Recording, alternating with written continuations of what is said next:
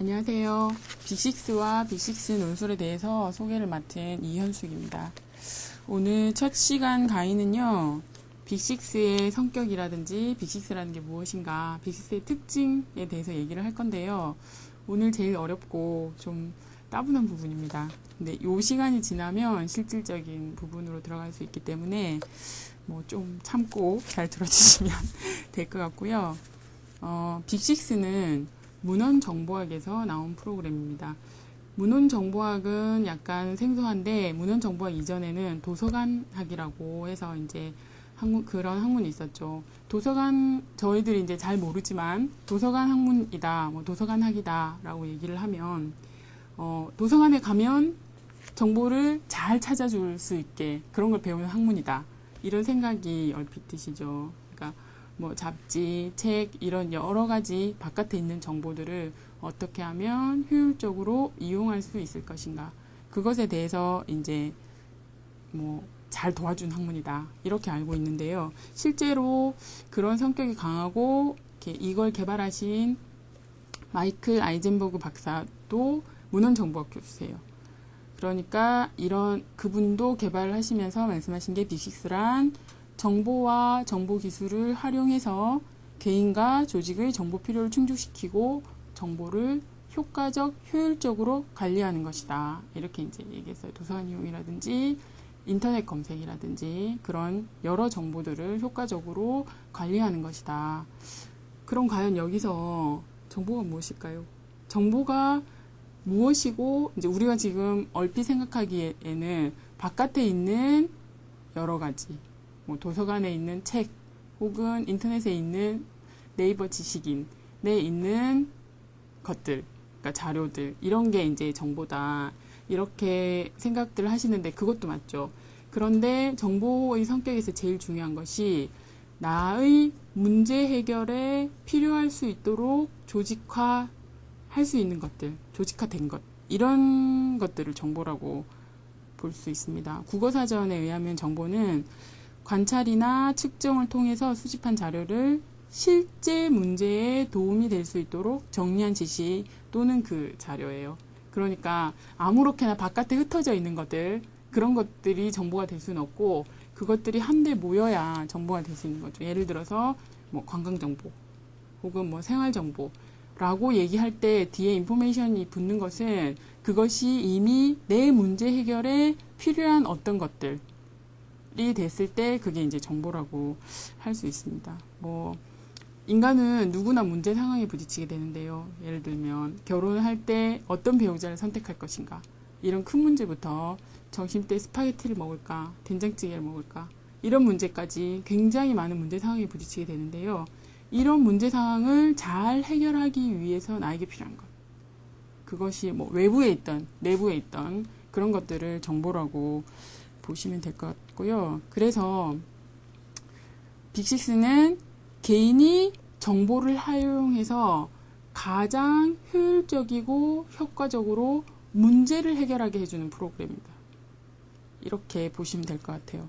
뭐 아까도 도서관 예를 들었는데, 사서들이 보면 가면 문제를 쉽게 해결해 주잖아요. 예를 들어서 뭐 내가 사회과학에 대한 책들을 찾고 싶은데요 하면 300번대로 가세요, 이렇게 이제 안내를 해주죠. 만약에 분류 없이 아무 마구잡이로 꽂혀 있다, 그러면 절대로 필요한 정보를 찾아낼 수 없죠. 그런 것처럼 우리가 어떤 문제 상황에 부딪혔을 때 제대로 된 정보를 효과적으로, 효율적으로 찾게 도와주는 프로그램이다, 이렇게 생각하시면 되겠고요. 뭐 이게 어떤 답이나 정답을 가르쳐 주는 것이 아니라 문제를 해결을 하기 위해서 뭘 해야 할지 가르쳐 주는 일종의 굉장히 범용적인 틀이라고 보시면 되겠어요.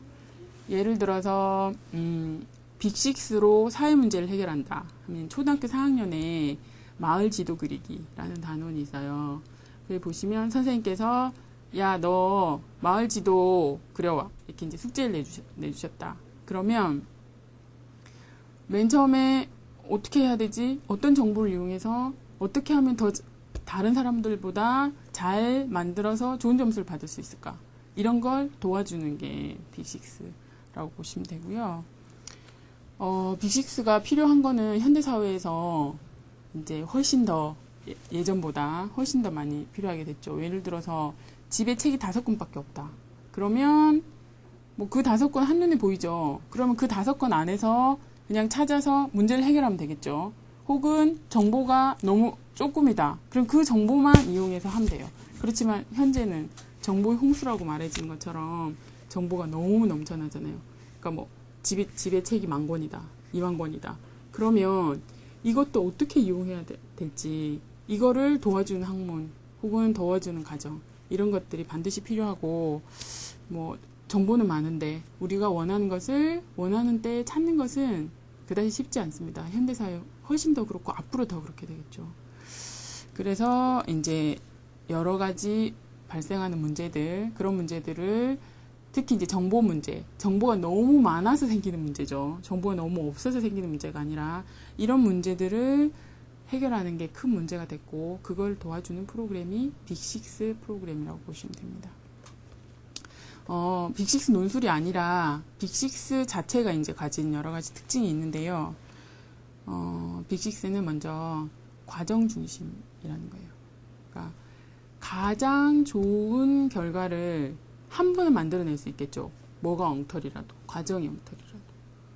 그러니까 뭐 내가 어찌어찌 하다 보니까 잘 됐네, 이렇게 한 번은 얘기할 수 있겠는데, 그것이 항상 최선의 결과를 가져오기 위해서는 과정에 대한 이해가 결과물보다 훨씬 중요하다. 이게 이제 빅식스가 나오게 된 배경이에요.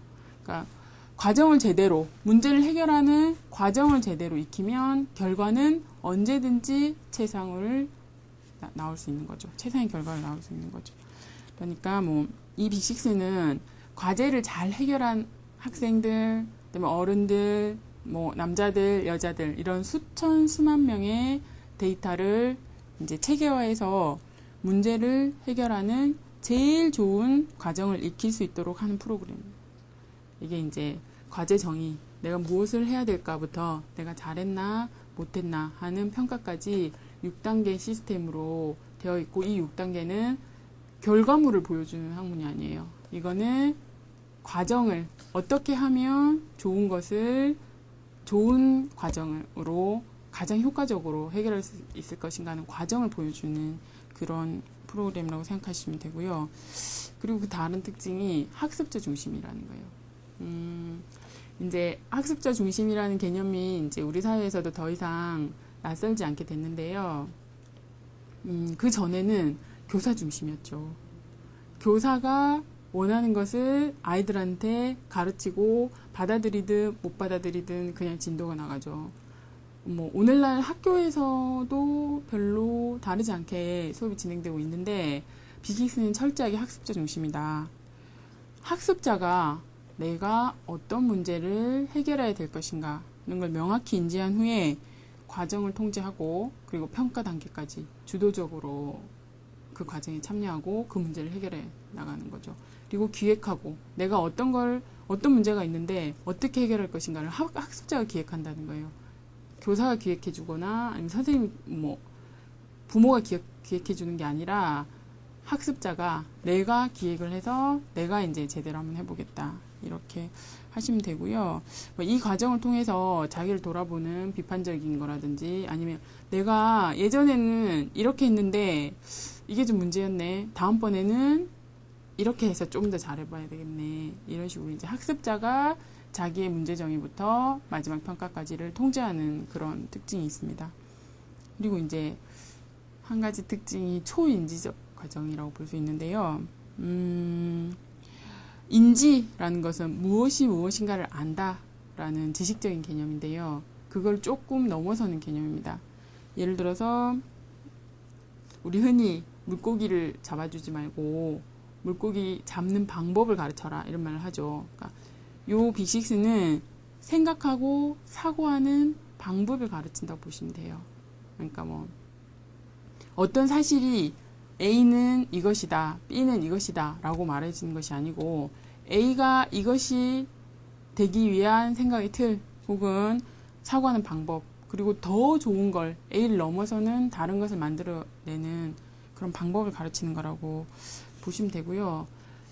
유대인들이 이제 굉장히 유대인들의 교육 방법이 세계적으로 이제 널리 알려지게 된 게 이 물고기 잡는 방법이잖아요.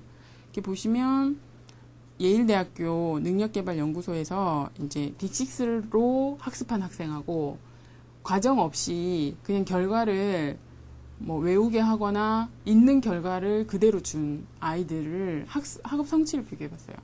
그랬더니 빅6를 접목해서 교육을 받은 학생이 그렇지 않은 학생에 비해서 훨씬 뛰어난 학업 성취를 보여줬거든요.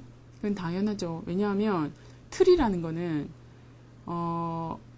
어떤 한 사실을 가르쳐 주는 것보다 훨씬 다른 문제를 응용하거나 다른 문제를 뭐 해석하거나 아니면 다른 문제를 해결할 때 훨씬 도움이 되는 그런 거잖아요. 그러니까 뭐 우리 논술학원에 이제 애들이 오는 걸 보면 뭐 얘는 공부를 안 해도 성적이 잘 나와요. 이런 애들이 있어요. 근데 걔네들은 기본기가 탄탄히 아주 어릴 때부터 뭐 책을 많이 읽거나 자율적으로 성장했거나 이런 기본기가 있어요. 그래서 지식을 많이 습득하거나 그 자리에서 그렇게 하지 않더라도 생각하는 틀이 잡혀진 아이들이 있어요. 이런 아이들은 훨씬 좋은 성과를 거둘 수 있죠. 그러니까 이제 요 아이들이 자라나 우리는 그런 교육을 받지 못했는데 요 자라나는 아이들이 좀 더 정보의 홍수 속에서 문제를 잘 해결할 수 있게 만들어주는 것이다. 이렇게 보시면 되고요. 제가 얼마 전에 같이 공부하던 그 친구를 한 명을 만났는데 그 친구가 굉장히 숙제를 잘해오는 거예요. 대학원 다닐 때. 그래서 제가 영어를 잘하니까 분명히 숙제를 잘할 거야. 이렇게 생각하고 있었어요. 걔가 고등학교까지 한국에서 다니다가 대학을 캐나다로 가서 캐나다에서 이제 졸업하고 학부를 졸업하고 대학원을 다시 한국으로 들어온 좀 특이한 케이스였는데 걔 이제 얼마 전에 만나서 너 뭐 하냐 하면서 서로 이제 근황을 묻다가 내가 이런 데서 일하고 있다 이렇게 얘기하니까 걔가 딱 하는 말이 내가 그거 대학에서 맨날 하던 과정인데 나 그런 과정으로 훈련받았는데 이제 하면서 한 얘기가 처음에 고등학교 때까지 한 번도 자기는 한국에서 그런 과정 중심 교육을 받지 못했던 거예요. 그래서 항상 교과서에 있는 거 외우고 그리고 참고서 사고 아니면 뭐 과외 받고 이런 훈련밖에 한 번도 하지 않은 거죠. 그래서 이제 갔는데 걔네들은 어릴 때부터 자기가 직접 자료를 찾고 어떻게 하면 효율적으로 훈련할 것인가 시행착오를 겪고 그런 애들이라서 숙제를 하는 질이 다른 거예요. 걔 이제 교수가 얘를 딱 불러놓고 말하더래요. 너는 도서관 이용하는 것부터 배워라. 이제 그래서 그때부터 이제 빅6 과정으로 그 교수님한테 계속 훈련을 받으면서 이제 굉장히 문제를 잘 해결하는 아이가 된 거예요. 그래서 그게 캐나다에서는 잘 몰랐죠. 왜냐하면 그 나라 아이들이 거의 대부분 그런 교육을 받기 때문에. 근데 대학원을 한국으로 나오게 되면서 우리랑은 전혀 다른 숙제의 질이라든지 뭐 이런 면에서 전혀 다른 걸 하게 된 거죠. 그렇습니다. 그리고 이제 서울대학교에서 발표한 2008학년도 논술고사 목적이 제가 이제 한번 그대로 읽어볼게요. 지식 기반 사회가 요구하는 비판적이고 창의적인 사고력을 가진 인재를 선발하는 것이고 이걸 하기 위해서 그 구체적인 내용이 지식 기반 사회에서 가치를 만들어내는 중심은 암기하고 있는 지식의 양보다 습득한 정보와 지식을 통합하여 주어진 문제 상황을 합리적으로 해결하는 능력, 즉 비판적 창의적 사고력에 있다. 이거 그대로 제가 읽은 거예요. 그러니까 이거는 뭐 지어낸 말도 아니고 문장을 바꾼 것도 아니고 그대로 제가 읽은 건데요. 그러니까 왜 대학들이 이렇게 이제 논술고사를 많이 하냐? 좀 다른 인재를 뽑고 싶다는 거예요. 성적 이것만 못 매달아서 그렇게 뽑고 싶지 않다는 거죠. 실제로 이제 우리 대학들이 이렇게 전형 방법을 변화시킬 수밖에 없는 이유가 있는데.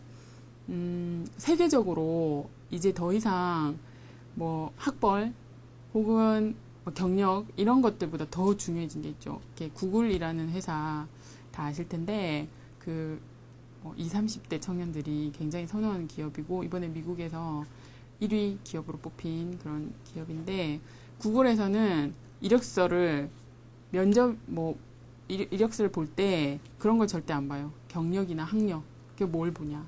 9번 면접을 보는데 그게 다 문제를 내줘요. 그래서 얘가 어떻게 문제를 해결하느냐, 이제 이걸 보여주는 거죠.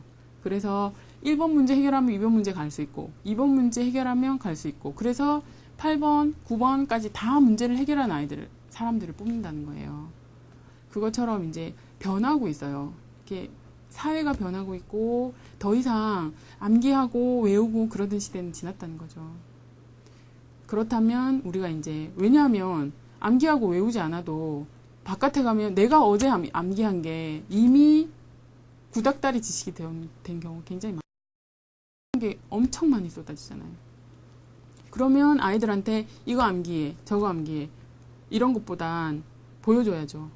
어떻게 이 문제를 해결할 때 바깥에 있는 정보를 어떻게 잘 이용해서 네가 문제를 해결할 것인가 하는 걸 보여주는 게 관건이라고 보고, 그걸 잘 해결해 주는 프로그램이 빅6다.